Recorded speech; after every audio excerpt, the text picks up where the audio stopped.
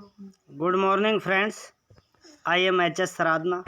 Welcome to my YouTube channel Sangyan Pratiyogi संस्था। So friends, आज हम बात करेंगे 7, 8, 9 जुलाई के करंट अफेयर्स की। Current affairs by H S sir, संज्ञान प्रतियोगी संस्थान। पहले क्वेश्चन की तरफ चलते हैं। हाल ही में अमेरिका, यूके, यूनाइटेड किंगडम एवं स्विट्जरलैंड के वैज्ञानिकों ने एक कोशिकीय जीव की कितनी प्रजातियों की खोज की है? तो दोस्तों, हाल ही में यूएसए, यूके और स्विट्जरलैंड के वैज्ञानिकों ने एकल कोशिकीय जीव की 4 प्रजातियों की खोज की है। तो आपका राइट आंसर हो जाएगा यहाँ पर ऑप्शन सी। ये प्रजातियों के नाम भी आप ध्यान रख लीजिए, मोस्टली कोई अच्छे एग्जाम में आपसे पूछा जा सकता है। पहला है दोस्तों मोनामिना सेमिरकुलारिस, मोनामिना सेमिरकुलारिस। दूसरा है अबिसालिया फोलिफोमिस। तीसरी प्रजाति है अबिसालिया स्फेरिका। और चौथी है दोस्तों पश्मीना टेनुइस। तो ये एक्चुअल में हार्ड हैं, लेकिन 2-4 बार आप पढ़ोगे तो आपको कुछ हद तक याद हो जाएंगे। नेक्स्ट बात करते हैं क्वेश्चन नंबर 2। तो देखिए, क्वेश्चन 2 की हम बात करते हैं। किस संस्थान ने चेस्ट एक्सरे से कोविड-19 का पता लगाने के लिए आर्टिफिशियल इंटेलिजेंस आधारित उपकरण विकसित किया है? तो दोस्तों, यहाँ पर आईआईटीज़ ने 2-3 बार आईआईटी का नाम आएगा, तो आपको यहाँ पर एक्सरे के लिए, चेस्ट एक्सरे के लिए तो आपको ध्यान रखना है आईआईटी गांधीनगर। ये आप ध्यान रखें, चेस्ट एक्सरे के लिए आईआईटी गांधीनगर। आपका राइट आंसर ऑप्शन ए हो जाएगा। इसके बाद हम बात करते हैं दोस्तों क्वेश्चन नंबर 3। हाल ही में प्रसिद्ध, ये बाय मिस्टेक हो गया, प्रसिद्ध बैडमिंटन खिलाड़ी लिंडेन में रिटायर्ड की घोषणा की है। लिंडेन ने रिटायर्ड की घोषणा की है। ये कौन से देश से संबंधित है? तो दोस्तों, बैडमिंटन के सुप्रसिद्ध प्लेयर रहे हैं लिंडेन। तो ये कौन से देश से हैं दोस्तों? चाइना से। तो देखिए दोस्तों, आपको ये अच्छे से ध्यान रखना है। और अभी चाइना और भारत का स्टैंड ऑफ भी ख़त्म हो गया है। भारत की सेना करीब 1.5 किलोमीटर पीछे हट गई है, और चाइना की जो सेना है, जो वहाँ की पीएलए है, पीपल्स लिबरेशन आर्मी, वो करीब 2 किलोमीटर पीछे हट गई है जिस स्थिति पर वो थे। एक्चुअल में दोस्तों, यहाँ पर होता क्या है वो मैं थोड़ा सा आपको समझाता हूँ। आपका यहाँ पर राइट आंसर सी हो जाएगा। जैसे देखिए, ये स्थिति है, मान लीजिए इस तरीके से, ये यहाँ पर विवादित क्षेत्र ये है दोस्तों। अब ये विवादित क्षेत्र है, तो यहाँ पर है दोस्तों फिंगर 8 है। यहाँ पर फिंगर 8 बोलते हैं दोस्तों। फिर यहाँ पर फिंगर 7 है, फिंगर 5 है, फिंगर 3 है, वो सॉरी फिंगर 4 है। इस तरीके से यहाँ पर है फिंगर 4, फिर फिंगर 3, फिर फिंगर 2। ये जो इंडिया की तरफ जो सेना रहती है, यहाँ पर फिंगर 3, फिंगर 2 ये है। और यहाँ पर है दोस्तों 4, 5, 6, 7। इस तरीके से यहाँ लास्ट है फिंगर 8। अब भारत की सेना हमेशा रहती है दोस्तों फिंगर 4 पे रहती है, और भारत की सेना पेट्रोलिंग करती है फिंगर 4 से लेकर और फिंगर 8 तक। और चाइना की जो सेना है वो पेट्रोलिंग करती है फिंगर 8 से और फिंगर 4 तक। इस तरीके से स्थितियाँ थी। लेकिन अभी क्या हुआ है दोस्तों, अभी स्थिति ये हुई है कि जो चाइना की सेना थी वो इंडिया में फिंगर 2 तक घुस आई थी, फिंगर 2 तक आ गई थी। इसलिए मतलब यहाँ पर जो स्थिति बिगड़ी थी गलवान वैली में, वो इसी का कारण था। उसके बाद अब ये फिंगर 2 से पीछे हट कर के, और अभी भी ये फिंगर 8 पर तो नहीं गई हैं, लेकिन फिंगर 4 से पीछे हट गई है। फिंगर 4 से करीब 2 किलोमीटर पीछे हट गई है। तो ये आपको ध्यान रखना है। एक्चुअल में वैसे उनको फिंगर 8 पे ही जाना चाहिए, तब हमारी वास्तविक जीत तो तब मानी जाएगी। नेक्स्ट हम बात करते हैं दोस्तों क्वेश्चन नंबर 4 की। क्वेश्चन नंबर 4 की हम बात करते हैं। तो भारत दुनिया का सर्वाधिक ई कचरा उत्पादित करने वाले देशों की सूची में कौन से स्थान पर है? तो दोस्तों भारत ई कचरा उत्पादन में वर्ल्ड में तीसरे स्थान पर है। यानी जो इलेक्ट्रॉनिक कचरा होता है, जैसे कंप्यूटर चिप्स से हार्ड जो सॉफ्टवेयर होते हैं, सॉफ्टवेयर से तो वैसे कचरा उत्पन्न नहीं होता है, हार्डवेयर पार्ट्स होते हैं, जैसे हार्ड डिस्क हो गई, मदरबोर्ड्स हो गया, और मोबाइल फ़ोन के भी जो भी मटेरियल हैं, उनसे जो कचरा उत्पादित होता है उसमें भारत का कौन सा स्थान है दोस्तों? भारत तीसरे स्थान पर पहुंच गया है वर्ल्ड में। पहले स्थान पर कौन है दोस्तों?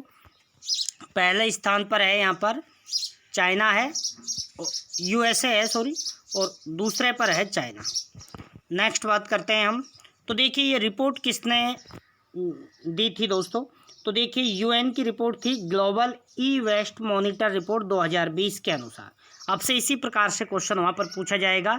यूएन के global e waste monitor report 2020 के अनुसार भारत है जो विश्व में कचरा उत्पादक देशों में कौन सा सबसे ज़्यादा कचरा उत्पादक है? तो दोस्तों आपको ध्यान रखना है, तीसरा सबसे बड़ा ई वेस्ट प्रोड्यूसर है। बात करते हैं भारत में ई वेस्ट मैनेजमेंट एक्ट कब का है दोस्तों? ये है 2016। जो भारत में इलेक्ट्रॉनिक्स जो कचरा होता है उसको लेकर के एक्ट कब बनाया गया था? 2016 में। इसके बाद हम बात करते हैं क्वेश्चन नंबर 5 की। क्वेश्चन नंबर 5 की हम बात करते हैं दोस्तों। तो देखिए हाल ही में virtual class system mobile master ji किसने विकसित किया है? तो दोस्तों देखिए आईआईटी का क्वेश्चन फिर से आ गया, तो आपको ध्यान रखना है। चेस्ट जो कोविड-19 के कारण जो चेस्ट एक्सरे के लिए तो किसने बनाया था? आईआईटी गांधीनगर ने।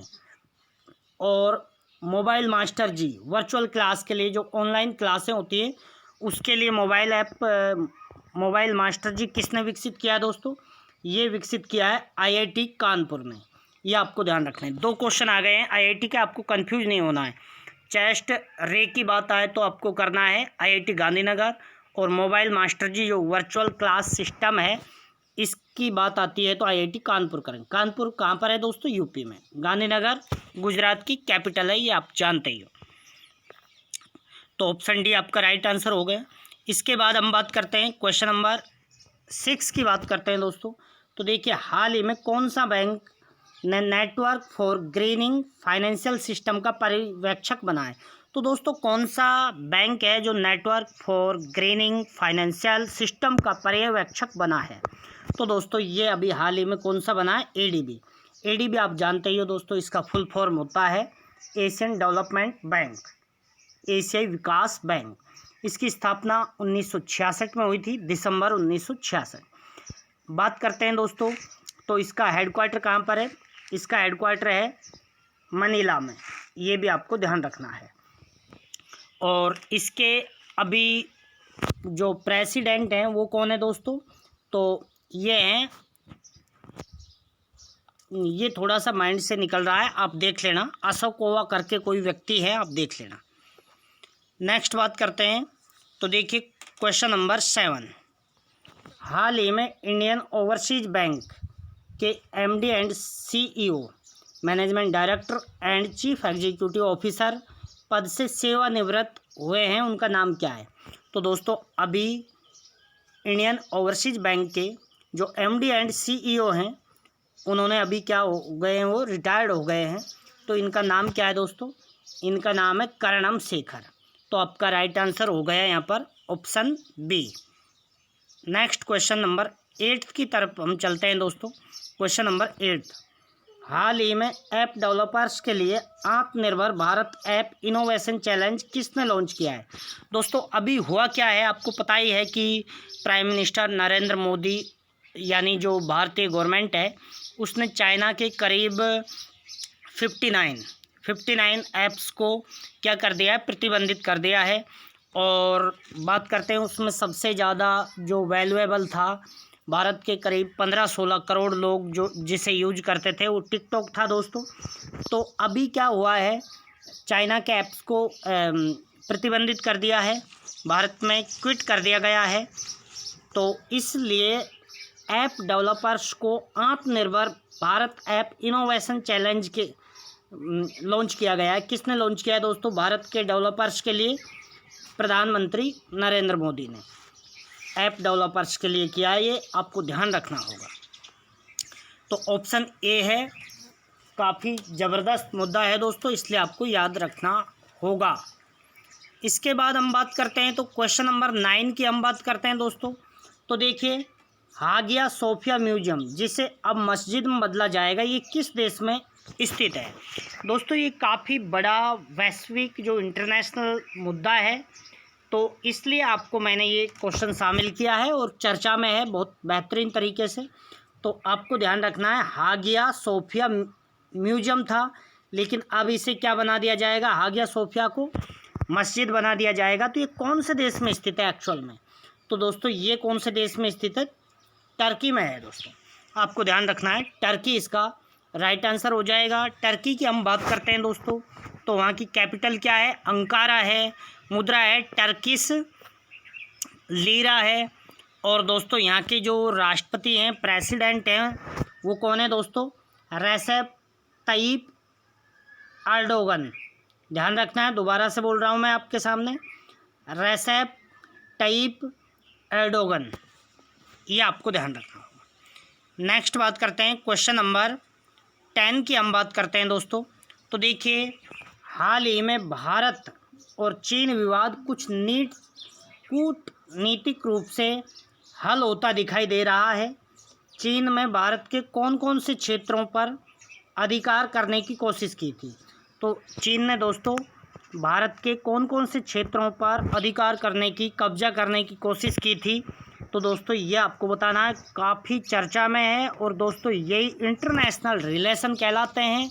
यहाँ से क्वेश्चन आ जाएगा, आपसे ये पूछ लिया जाएगा कि हॉट स्प्रिंग कहाँ पर है, गलवान वैली कहाँ पर है, गोरगा कहाँ पर है। तो ये चीज़ें आपको ऑप्शन दे दी जाएंगे, लद्दाख और मान लीजिए शिलोंग, इम्फाल, इस तरीके से दे देंगे तो आप कंफ्यूज हो जाओगे वहाँ पर। तो ये तीनों के तीनों, हॉट स्प्रिंग, गैलवन वैली और गोरगा, ये तीनों कहाँ पर है? लद्दाख में है दोस्तों। और यहाँ पर चाइना ने क्या किया था दोस्तों? यहाँ पर एंटर करने की, प्रवेश करने की कोशिश की थी। तो आपका राइट आंसर यहाँ पर ऑप्शन डी हो जाएगा। नेक्स्ट क्वेश्चन की तरफ हम बढ़ते हैं दोस्तों।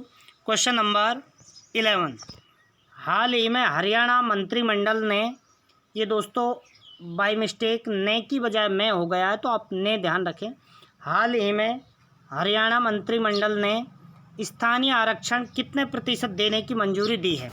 दोस्तों एक्चुअल में स्थानीय जो रिजर्वेशन है, लोकल रिजर्वेशन, ये काफ़ी राज्य अपनाने लगे हैं। और दोस्तों जिस प्रकार से स्टार्टिंग में जो रिजर्वेशन आया था सेंटर में, वो भी ऐसे ही हुआ था।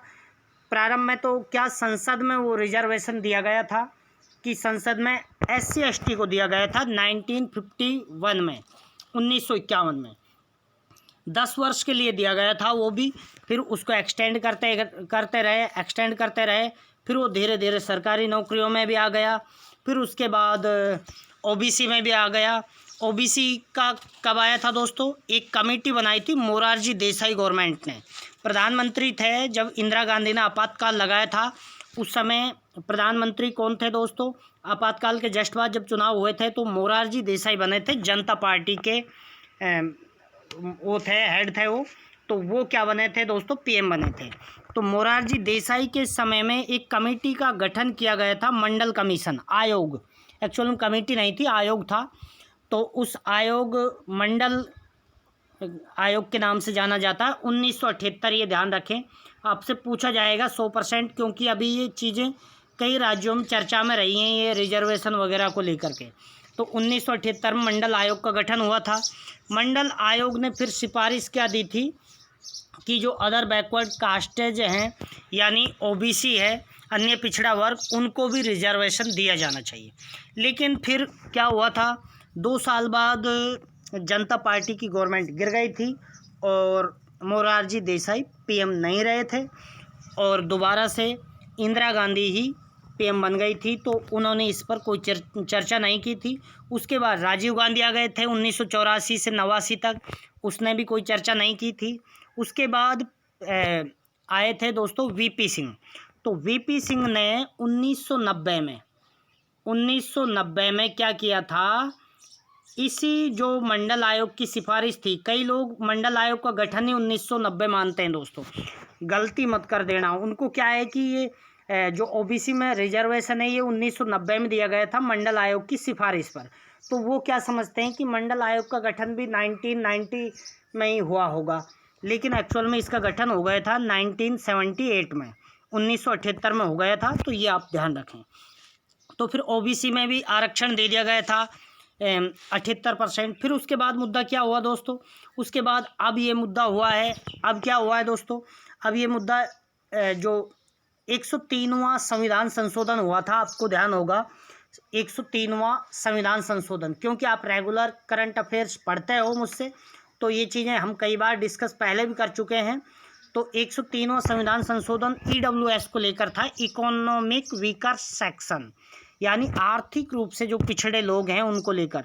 तो ये 2019 में ईडब्ल्यूएस को भी 10% रिजर्वेशन दे दिया गया है, तो ये बात भी आपको ध्यान रखनी है। तो अब हम इसको पूरे विस्तार से देखते हैं एक बार। तो देखिए आप फटाफट से, वैसे मैं आपको पूरी पिक्चर क्लियर कर चुका हूँ, लेकिन फिर भी आप देखें।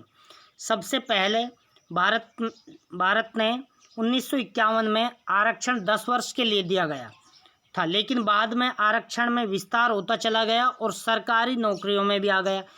अन्यथा स्टार्टिंग में ये क्या था दोस्तों, संसद और विधानसभा को लेकर था, ये विधानमंडल और संसद में था, ये ध्यान रखें। फिर इसको दोस्तों अनुच्छेद एक तो 16(4) है और 16(6) है, इनमें कुछ परिवर्तन किया गया इस जो रिजर्वेशन के लिए। प्रारंभ में केवल SC व ST के लिए आरक्षण का प्रावधान था, जो केवल सामाजिक व शैक्षणिक पिछड़ापन के आधार पर था दोस्तों, सामाजिक व शैक्षणिक पिछड़ापन पर। आपसे ये पूछा जाएगा कि आर्थिक पिछड़ापन के आधार पर आरक्षण की घोषणा कब की गई, तो दोस्तों अभी तो हुआ है ये ईडब्ल्यूएस, इकोनॉमिक वीकर सेक्शन को, यानी 2019 में हुआ है। पहले क्या था, सामाजिक व शैक्षणिक पिछड़ापन, ये आप ध्यान रखें, ठीक है।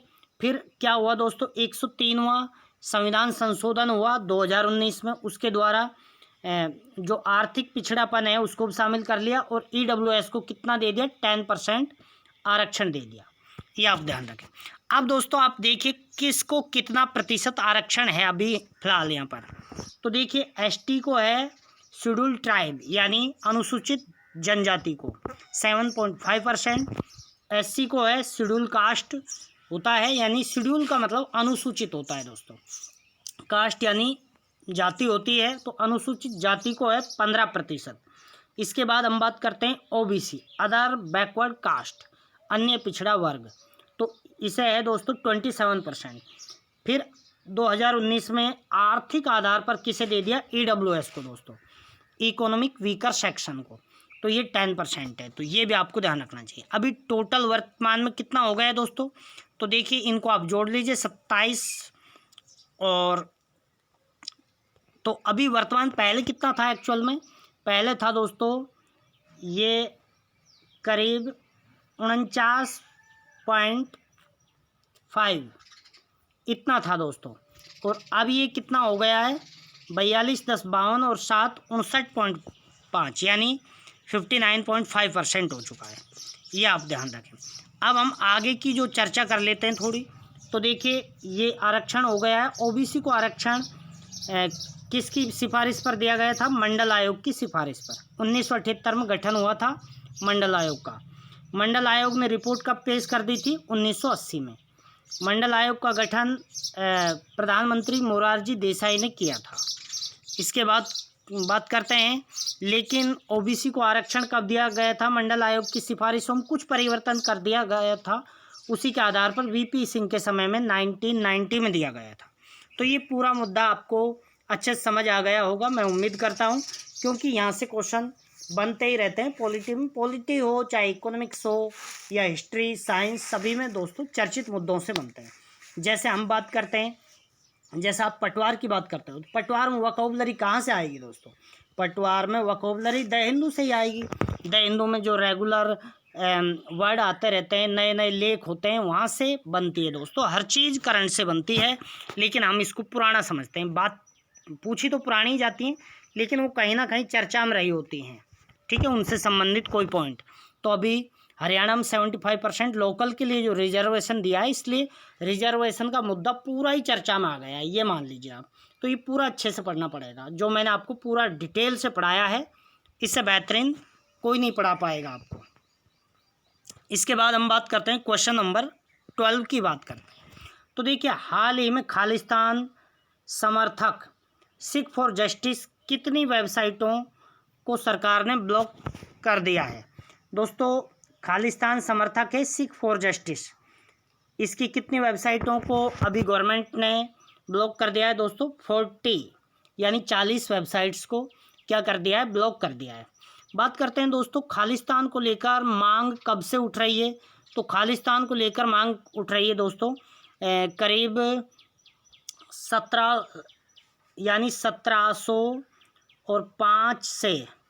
1705 से और 1849 तक चला था पहले तो।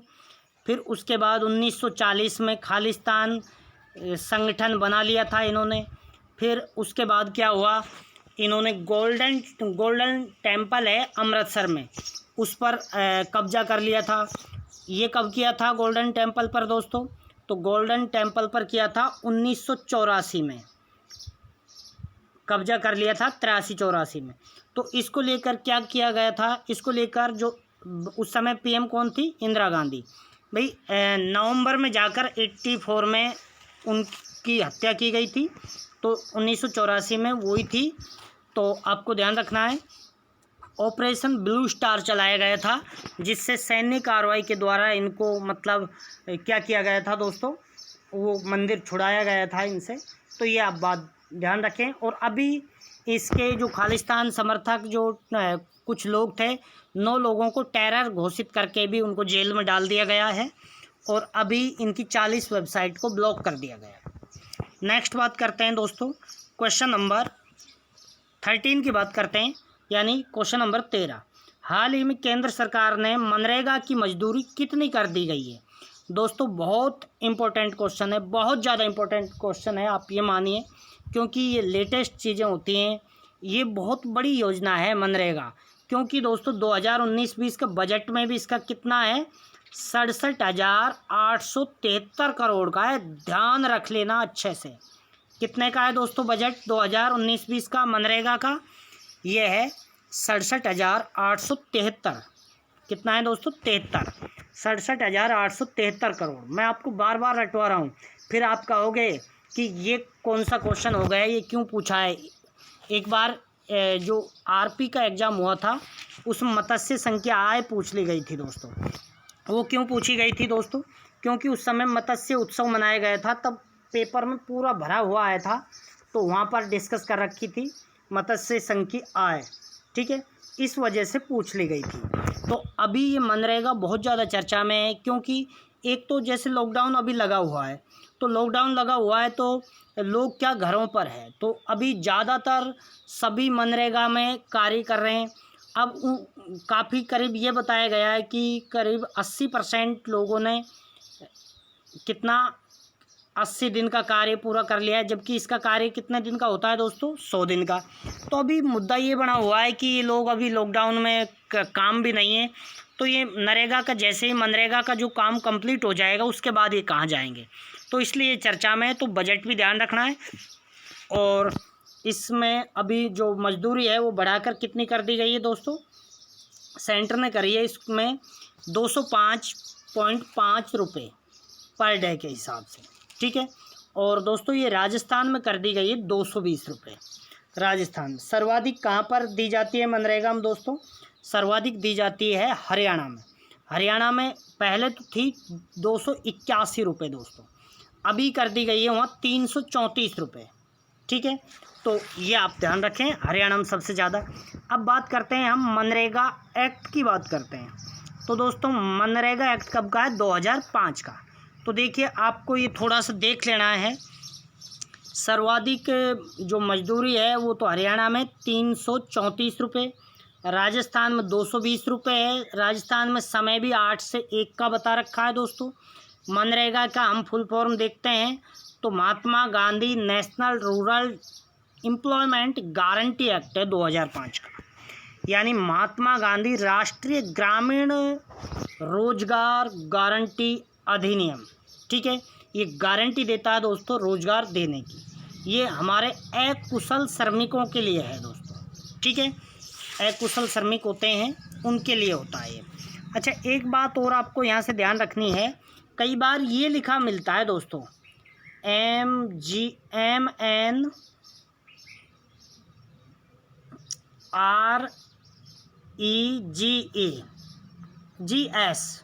ए की बजाय एस लिखा मिलता है, तब क्या फ़र्क है? कुछ भी फ़र्क नहीं है। Mahatma Gandhi national rural employment guarantee scheme हो जाती है दोस्तों, ये गारंटी स्कीम, इतना फ़र्क आता है। इसके बाद हम बात करते हैं नेक्स्ट क्वेश्चन की, बात करते हैं दोस्तों क्वेश्चन नंबर 14 की। दोस्तों आज क्या है, 3 दिन का है, मैटर बहुत ज़्यादा है, इसलिए आपको काफ़ी लंबे समय तक बने रहना है, वीडियो को पूरा देखना है दोस्तों। बहुत ही महत्वपूर्ण पॉइंट मैंने डिस्कस किए हैं यहाँ पर। तो देखिए, हाल ही में बेरोजगारों को औद्योगिक क्षेत्र में कार्य देने के लिए महाजॉब पोर्टल किस राज्य ने लॉन्च किया है? दोस्तों महाजॉब पोर्टल लॉन्च किया है क्योंकि लोग बेरोजगार हो गए हैं कोविड-19 के कारण। तो ये कौन सा राज्य है दोस्तों? महाराष्ट्र। ठीक है, अच्छा महाराष्ट्र के बारे में हम कई बार बता चुके हैं, फिर भी आप यदि जानना चाहते हो तो मैं एक बार और बता देता हूँ। उद्धव ठाकरे यहाँ के सीएम हैं, भगत सिंह कोश्यारी गवर्नर हैं, कैपिटल मुंबई है जिसे भारत की आर्थिक राजधानी भी कहा जाता है, गेटवे ऑफ इंडिया भी कहते हैं किसको? मुंबई को। तो आपका यहाँ राइट आंसर हो गया ऑप्शन सी। इसके बाद हम बात करते हैं क्वेश्चन नंबर 15 की। भारत विश्व में अफीम को सीज करने वाले देशों में कौन से स्थान पर है?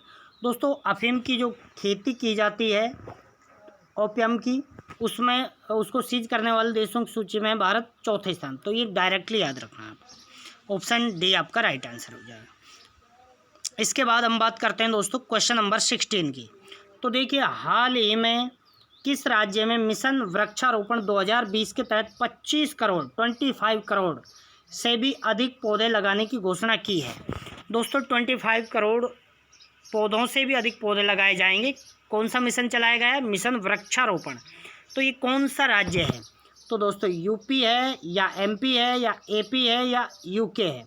अच्छा, इनके फुल फॉर्म भी देख लीजिए। UP Uttar Pradesh, MP Madhya Pradesh, AP Arunachal Pradesh या आंध्र प्रदेश भी कह सकते हैं, और यूके उत्तराखंड है यहाँ पर दोस्तों। तो ये अभी किसने शुरू किया दोस्तों? यूपी में। आपको ध्यान रखना है, यूपी के बारे में मैं कई बार बात कर चुका हूँ कि यहाँ के सीएम योगी आदित्यनाथ हैं दोस्तों, और यहाँ के गवर्नर कौन है? आनंदीबेन पटेल। यहाँ का प्रसिद्ध राष्ट्रीय उद्यान कौन सा है दोस्तों? दुधवा है। बात करते हैं तो यहाँ के जो प्रसिद्ध नृत्य की बजाय यहाँ पर क्या होता है दोस्तों? नौटंकी वगैरह ज़्यादा प्रसिद्ध है। इसके बाद हम बात करते हैं क्वेश्चन नंबर 17 की। क्वेश्चन नंबर 17, हाल ही में मात्र 12 दिन में सरदार वल्लभ भाई पटेल कोविड-19 अस्पताल किसके द्वारा बनाया गया है? दोस्तों सरदार वल्लभ भाई पटेल कोविड-19 अस्पताल बनाया गया है, तो ये कौन सी संस्था ने बनाया है? तो दोस्तों ये बनाया है DRDO ने, मात्र 12 दिन में। ये अच्छी बात है दोस्तों कि इतने फास्टली काम होने लगे हैं देश में। DRDO का फुल फॉर्म होता है defence research development organisation. Defence research development organisation यानी रक्षा अनुसंधान विकास संगठन। इसकी स्थापना हुई थी जनवरी 1958 में, जनवरी 1958 58 में दोस्तों। इसके अभी अध्यक्ष कौन है दोस्तों? इसके अध्यक्ष हैं जी सतीश रेड्डी। ये भी आपको ध्यान रखना है। नेक्स्ट बात करते हैं दोस्तों क्वेश्चन नंबर 18 की बात करते हैं। हाल ही में भारत की सबसे बड़ी तितली कौन सी खोजी गई है? तो देखिए, southern butterfly, golden bird wing, कोकिला बर्ड विंग या नन ऑफ दीज। दोस्तों देखिए, अभी तो खोजी गई है गोल्डन बर्ड विंग को। ठीक है दोस्तों, सबसे बड़ी बटरफ्लाई यानी तितली। बात करते हैं पहले कौन सी थी दोस्तों? पहले थी साउदर्न बटरफ्लाई। ठीक है, ये यूके की मदद से खोजी थी, ब्रिटिशर्स की मदद से। हैरी करके एक व्यक्ति थे उनके नेतृत्व में। और अभी गोल्डन बर्ड विंग सबसे बड़ी हो चुकी है, क्योंकि इसके जो पंख वगैरह थे वो तो थे 190 mm के, और अब जो खोजा है उसके हैं दोस्तों 194 mm के। ये आपको ध्यान रखना है।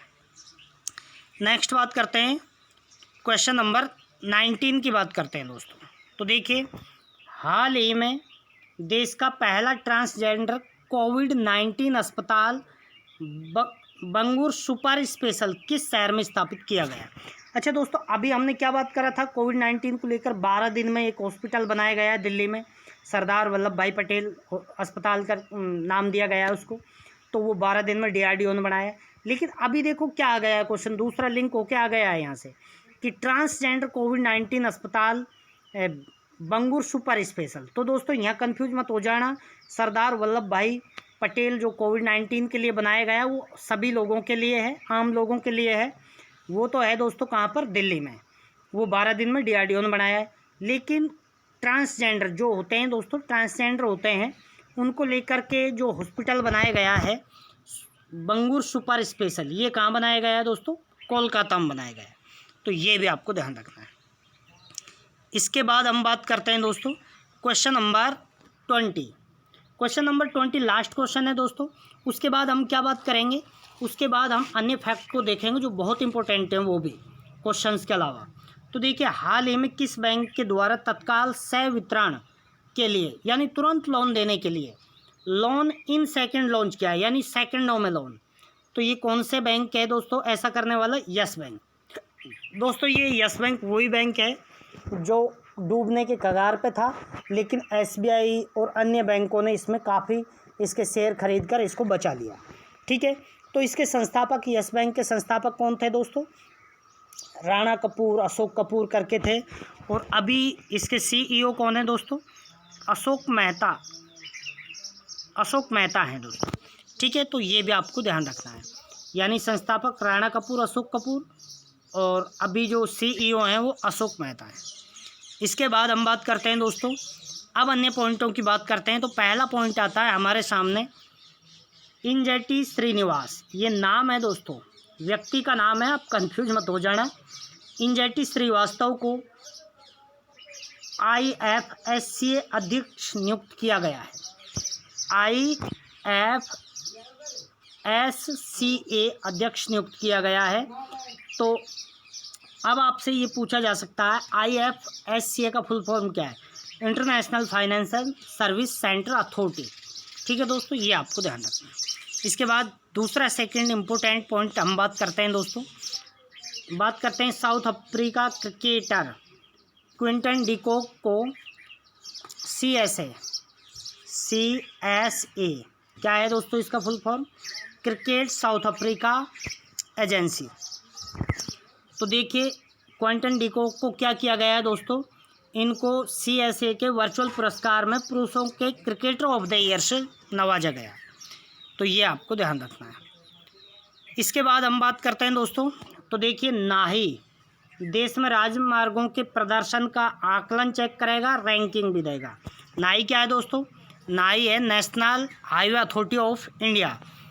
1988 में इसकी स्थापना हुई थी, नाही एक्ट आया था दोस्तों ये। ठीक है, तो ये राजमार्गों को देखेगा, कौन सा राजमार्ग अच्छे से चल रहा है, ये सारी चीज़ें देख करके फिर रैंकिंग जारी की जाएगी। नेक्स्ट बात करते हैं दोस्तों, नेक्स्ट इंपॉर्टेंट पॉइंट की बात करते हैं हम। तो देखिए, मध्य प्रदेश में कांग्रेस गवर्नमेंट का क्या दावा है दोस्तों? कांग्रेस गवर्नमेंट ने ये कहा है कि भाई मध्य प्रदेश में जो मंत्री परिषद है मध्य प्रदेश की, जो अभी फ़िलहाल BJP के हैं, वहाँ के CM शिवराज सिंह चौहान, उसमें 34 मंत्री हैं दोस्तों। और उन्होंने कहा है कि ये जो निर्धारित सीमा है 15%, इससे ज़्यादा है, क्योंकि 15% से वहाँ बैठते हैं 30-31 के आसपास बैठते हैं दोस्तों, मैक्सिमम 32 मान लो। ठीक है, क्योंकि वहाँ पर कितनी सीटें मध्य प्रदेश में? 228 हैं दोस्तों। तो 230 सीट हैं दोस्तों। तो 230 में 200 में 15% के हिसाब से कितने हो गए दोस्तों? 30 हो गए, और 30 में कितने हो गए? 2 हो गए, तो 32 हो सकते हैं। वहाँ पर कितने कर रखे हैं इन्होंने? 34। ऐसा कांग्रेस का दावा है दोस्तों। तो इसलिए चर्चा में भी है, तो आप ध्यान रखोगे। 51वां संविधान संशोधन 2003 में हुआ था। जिसमें ये कहा गया था कि असेंबली में मंत्री परिषदों की परिषद कितना संख्या में होना चाहिए, 15% होना चाहिए। जो टोटल संख्या है कुल संख्या का 15% हो सकता है, तो 15% के हिसाब से यहाँ ज़्यादा बैठ रहे हैं दोस्तों।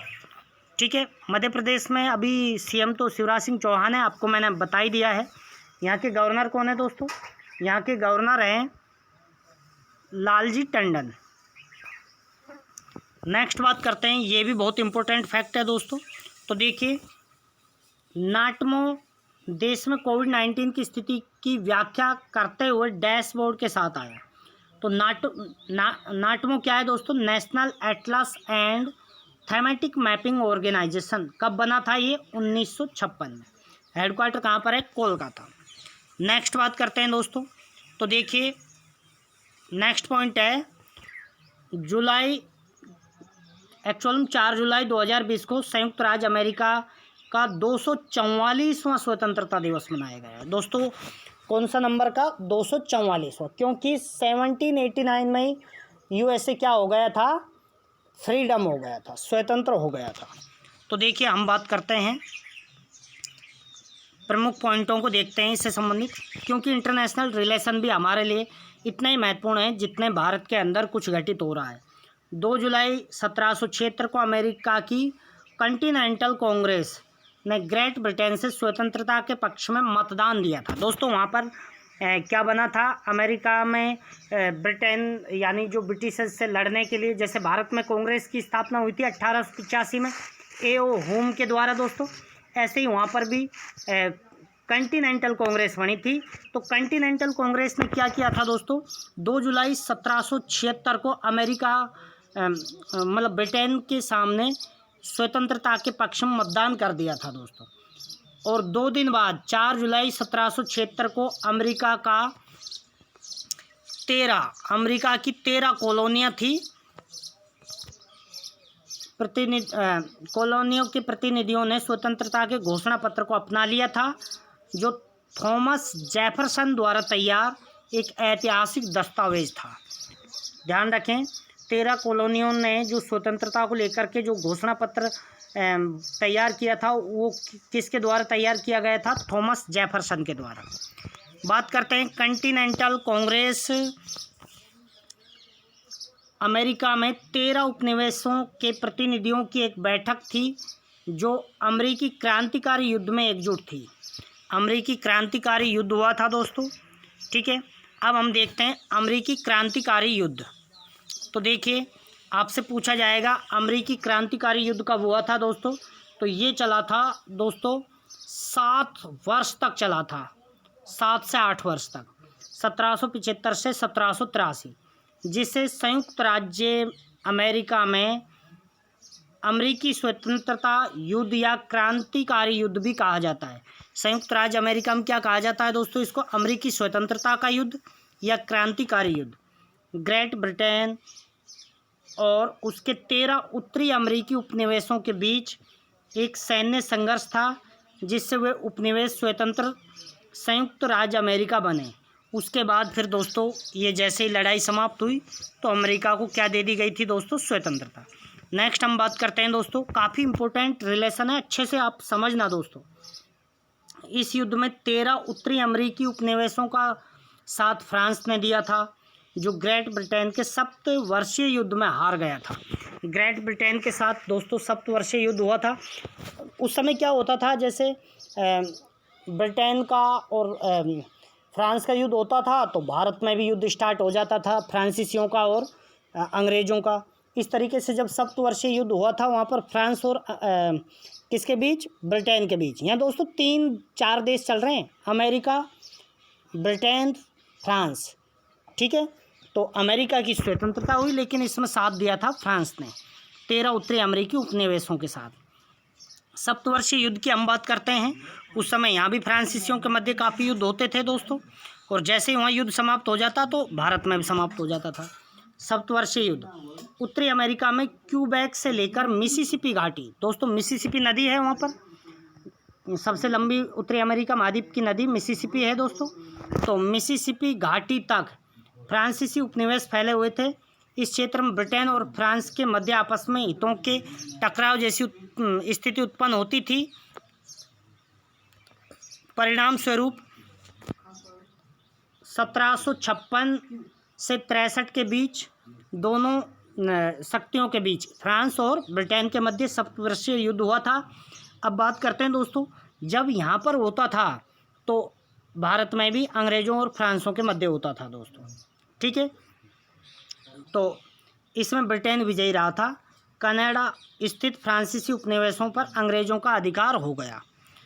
इसके बाद हम बात करते हैं दोस्तों, तो देखिए इस युद्ध के परिणाम स्वरूप अमेरिका में उपनिवेशों के उत्तर से फ्रांसीसी खतरा समाप्त हो गया, अतः उपनिवेशवासियों की ब्रिटेन पर निर्भरता समाप्त हो गई। इस प्रकार उन्हें ब्रिटेन के विरुद्ध विद्रोह करने का अवसर मिल गया, ठीक है।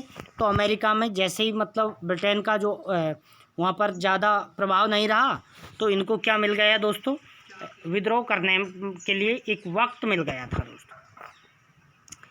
अब हम बात करते हैं नेक्स्ट। तो आपको ये ध्यान रखना है आपको कि 244वां स्वतंत्रता दिवस मनाया गया है। कहाँ पर दोस्तों, यूएसए में।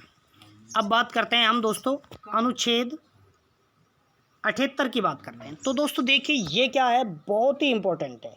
आपसे क्वेश्चन पूछा जाएगा कि भाई अंतर्राष्ट्रीय मुद्दों और देश की सुरक्षा से संबंधित मुद्दों की जानकारी प्रधानमंत्री राष्ट्रपति को देता है, ये किस अनुच्छेद के तहत देता है।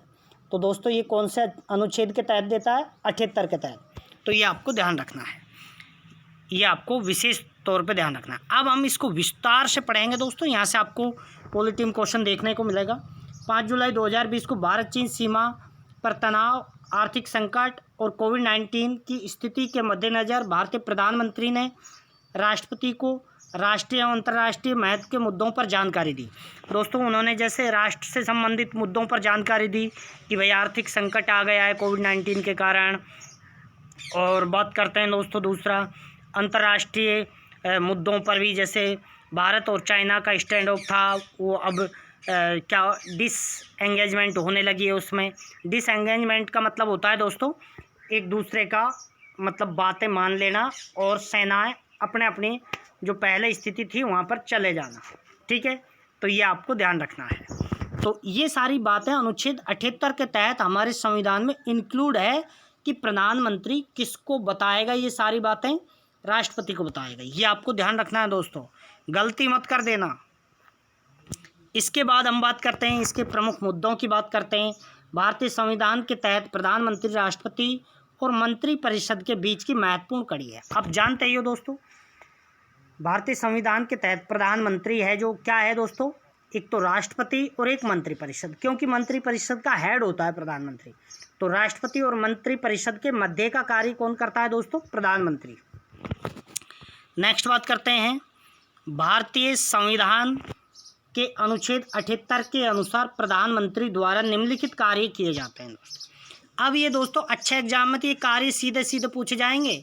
अनुच्छेद 78 से संबंधित निम्नलिखित कथनों पर विचार कीजिए और सही कथनों को छांटिए, ऐसा आएगा वहाँ पर तो, ठीक है। तो अब हम बात करते हैं पहला पॉइंट, ये आपको रट लेने हैं, यदि समझ आ जाएंगे, वैसे तो नहीं आए तो रट लेने हैं, आपको अच्छे से काम आएगा एग्जाम में। प्रधानमंत्री की तो देखिए हम यहाँ बात करते हैं प्रधानमंत्री केंद्र की प्रशासनिक कार्रवाइयों और विधान से यानी जो कानूनों से जुड़े प्रस्तावों के संबंध में मंत्रिपरिषद द्वारा लिए गए निर्णयों से राष्ट्रपति को अवगत कराता है। दोस्तों क्या करता है, जो प्रशासनिक कार्रवाई हमने क्या की है, सैन्य कार्रवाई क्या की है हमने, और बात करते हैं दोस्तों जैसे कानून, कौन कौन से कानून बनाए गए हैं और मंत्रिपरिषद से किस किस बातों पर निर्णय लिया गया है, ये सारी बातें बताता है।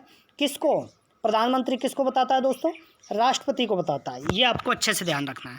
इसके बाद दूसरा पॉइंट आपको अच्छे से ध्यान रखना है। दूसरा पॉइंट क्या है, प्रधानमंत्री राष्ट्रपति द्वारा मांगे जाने पर केंद्र की कार्रवाइयों और विधान से जुड़े प्रस्तावों से संबंधित सूचना राष्ट्रपति को उपलब्ध कराता है।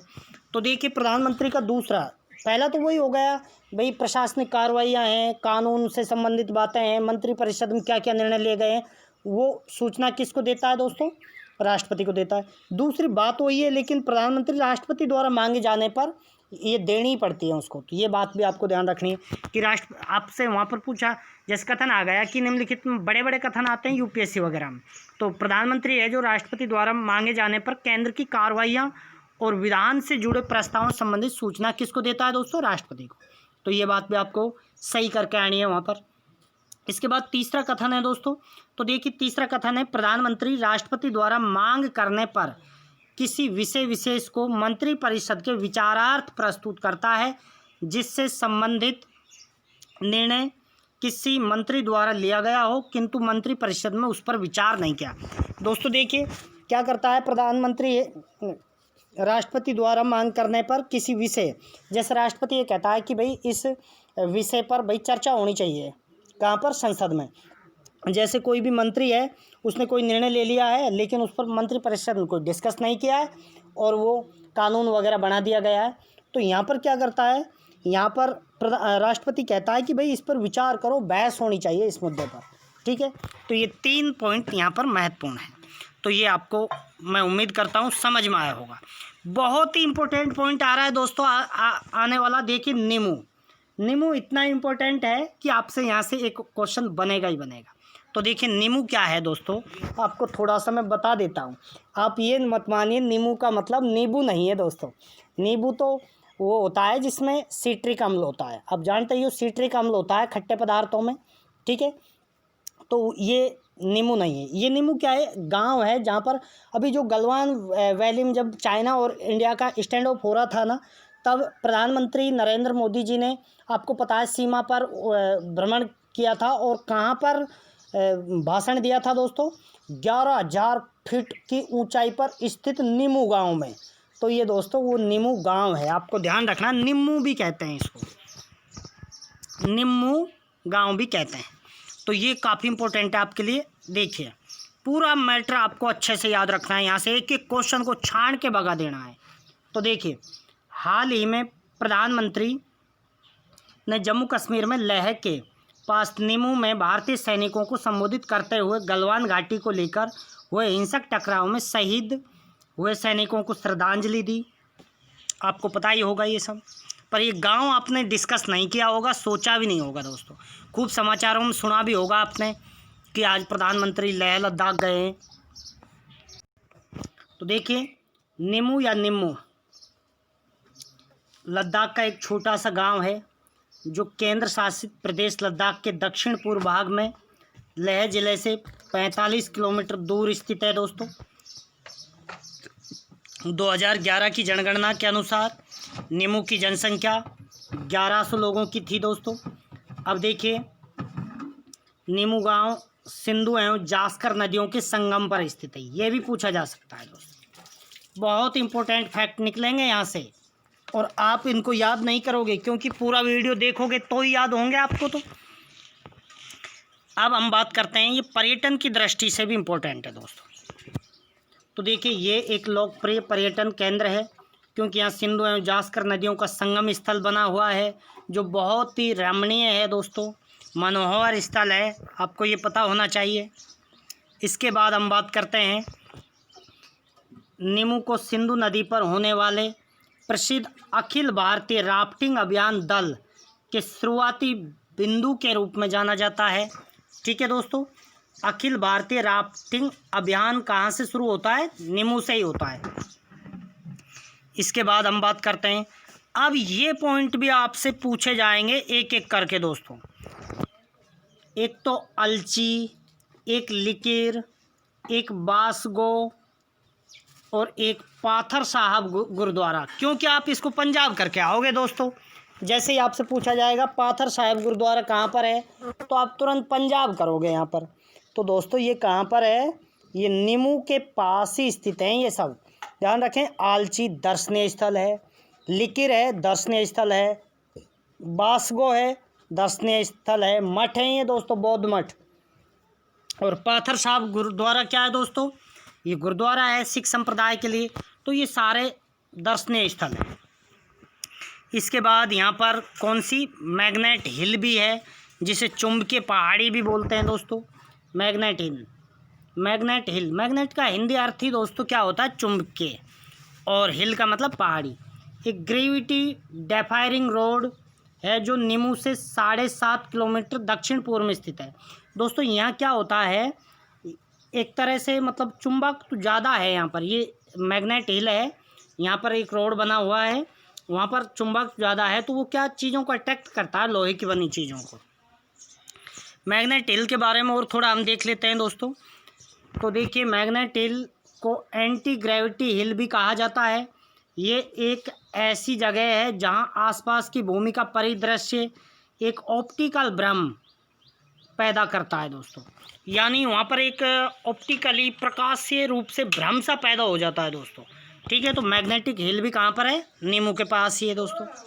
अर्थात यहाँ जैसे ही ढालानों में थोड़ा सा आगे चल के देखते हैं तो अन्य ढालान दिखाई देने लग जाते हैं। जैसे दोस्तों आप रोड पे चलते हो ना बाइक वगैरह से, तो रोड बिल्कुल जैसे बहुत तेज़ धूप पड़ रही है उस समय की बात कर रहा हूँ, तो रोड पे आप जैसे ही चलोगे तो क्या होता है दोस्तों, ऐसा लगता है जैसे रोड पर पानी भरा हुआ है। तो इस तरीके से यहाँ पर भी क्या, जैसे तीव्र ढालान पर अपन चलेंगे ना तो आपको अन्य ढालान दिखाई देते हैं, तो कई बार तो उन ढालानों की वजह से क्या भ्रमित होकर आदमी मतलब पड़ जाता है वहाँ पर, ठीक है, गिर जाता है वहाँ पर।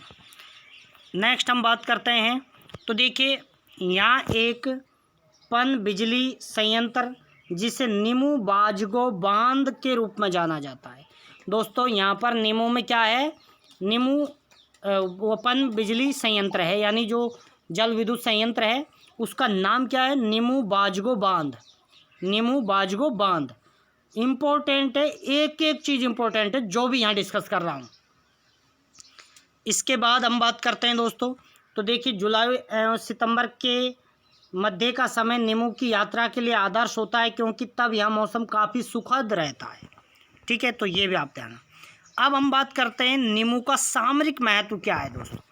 नीमू का सामरिक महत्व बहुत ही ज़बरदस्त है दोस्तों, क्योंकि ये समुद्र तल से 11,000 फीट की ऊंचाई पर है।